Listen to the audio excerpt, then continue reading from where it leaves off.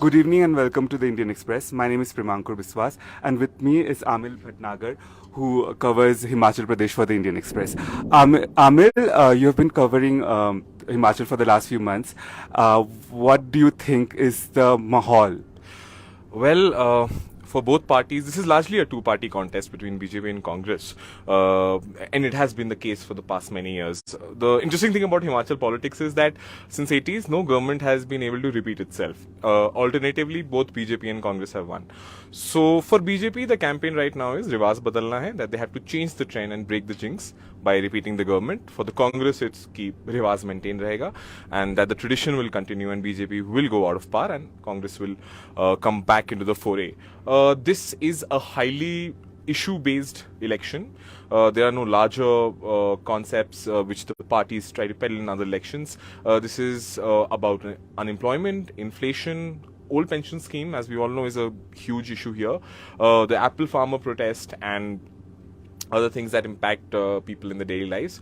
So it's a very, very issue-driven election this time, and we are going to see a very close contest so far.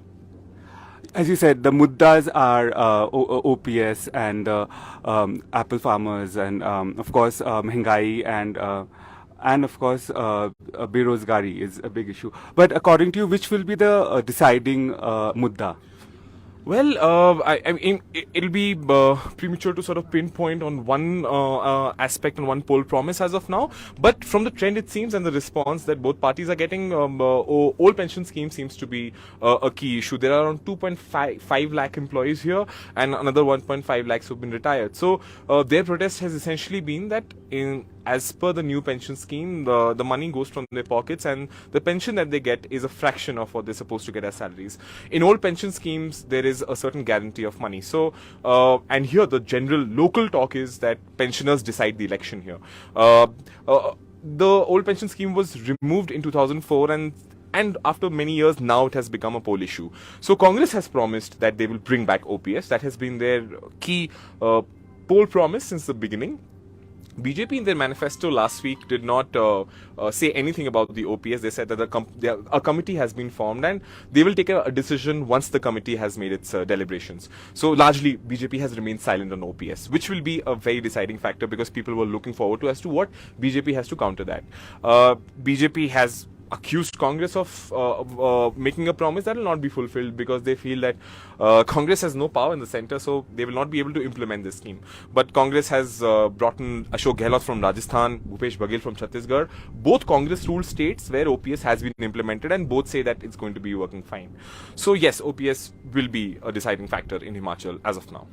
What about the women voters? What are the things that makes them decide which party they will go for? So Himachal is unique in the sense that there is an almost equal number of male and female voters, around 25-26 lakh in the state, which is a very good number even by election commission standards. And therefore it goes on to say that women in the state have a very, very decisive call to make.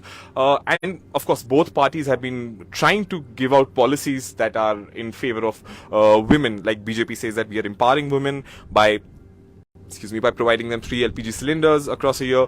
Congress has said that they will give rupees 1,500 monthly allowance to women between the age of 18 to 60. So both are centered around women, and BJP for that matter has released an entire manifesto based on women. So women occupy a large workforce here. You can find them working in farms, you can find them working in the tourism industry, the hospitality industry, and there is a huge representation of women, although there is not enough representation in political terms. There are 24 women who've been out of 420 odd candidates who have been given tickets. So that's a very less fraction. So even when we see that women have a deciding vote when it comes to elections, they still don't find representation.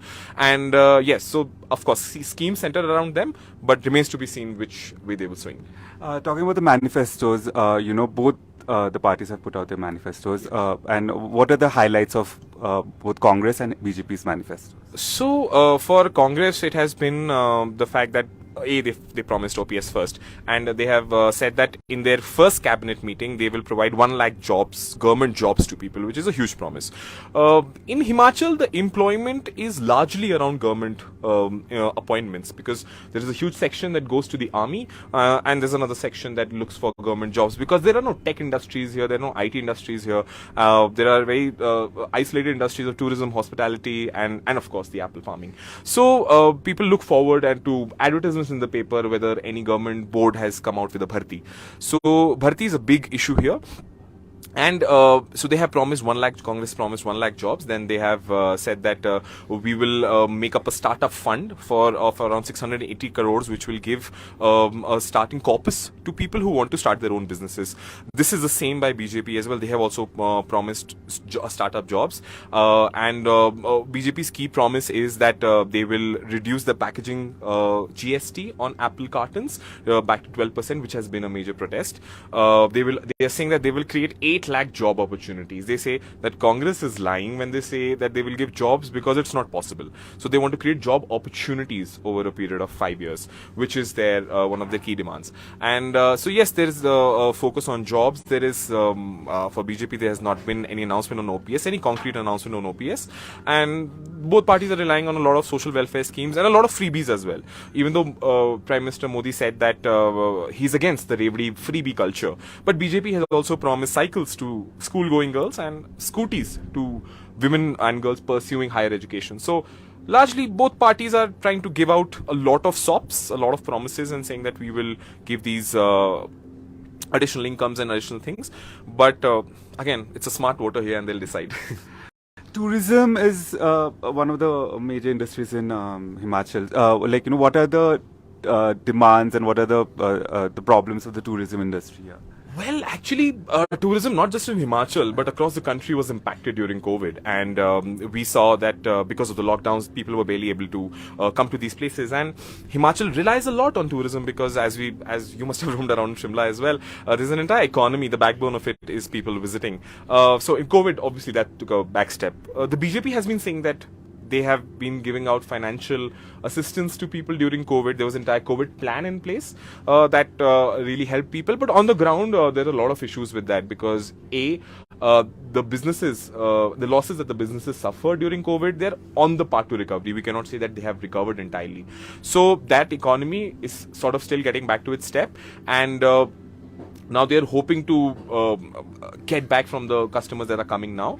Also, the price rise, the inflation has also impacted the tourism industry, because to run every setup in business, you need inputs. You need your gas cylinders for those who run eateries, and you need rents to pay if you're running an establishment. So virtually all of the prices have gone up in over the couple of years. So that has really pinched people. The price rise of diesel and petrol, which directly impacts the transport industry, which is a subsidiary of tourism here. So overall, the price rise has impacted the tourism here as well, and they will also be keeping that in mind while voting. Moving to lighter topics, like I was wondering, one of these lovely stories you did was on the polling booth in Kinnaur, which has only 16 voters. Can you tell us more, elaborate more on the story? I mean, a lot of people watching this or listening to this perhaps might have traveled to that route in Kinnaur. So if you have traveled to Kaza, the route to Kaza and Lahore Spiti also goes through Kinnaur.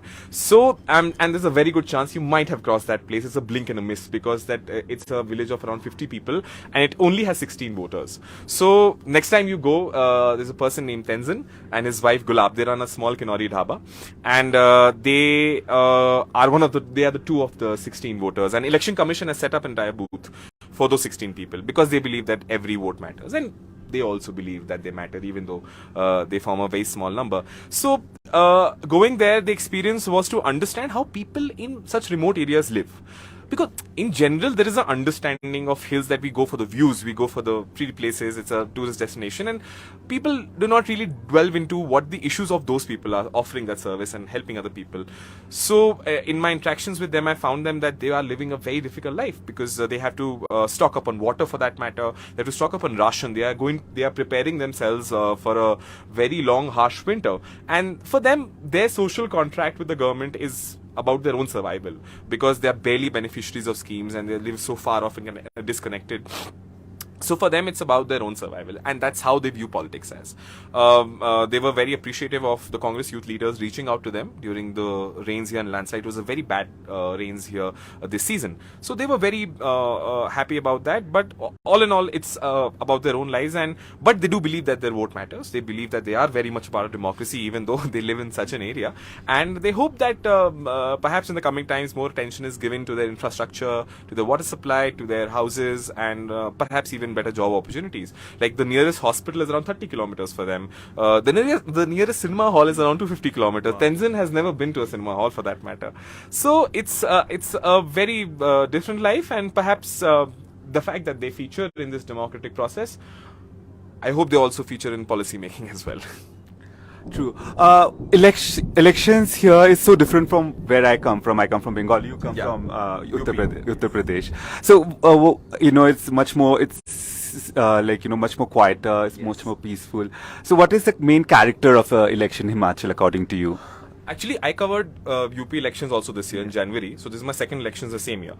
And it's not just the terrain that is different, it's the entire political flavor of the elections. And in UP, there is a more muscled politics. There is a more aggressive politics when it comes to their issues.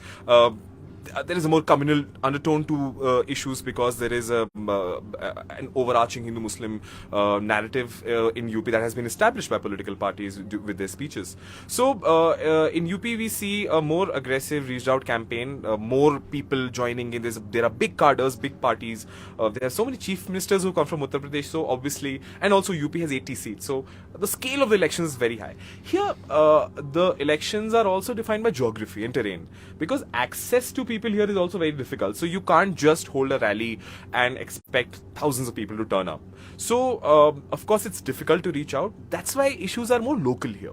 There is a community sense here because like they also said, like Tenzin also said, they said that when we had to live or survive winters, we had to rely on each other from our neighbors and people around us. We can't expect a government official all the time to come out and help us. So they are self-reliant. So that also gives them a sense that our leaders should also come from within us. So there is less reliance on this national politics. Like BJP's campaign here has been national. Like PM Modi is the face, Article 370, Ram Mandir. Even uniform civil code. Do you think that will make it then? I really don't think so, because Himachal Pradesh has a 95% Hindu population and has a 2% Muslim population. When I asked the CM about this, he said that BJP is a national party and they have national commitments, and UCC is part of that scheme. So perhaps they want to take states on board like Goa and Uttarakhand. So Himachal will also come on board. So there is I'm from my understanding, there is a run up to 2024 as well. So there is a larger picture on that.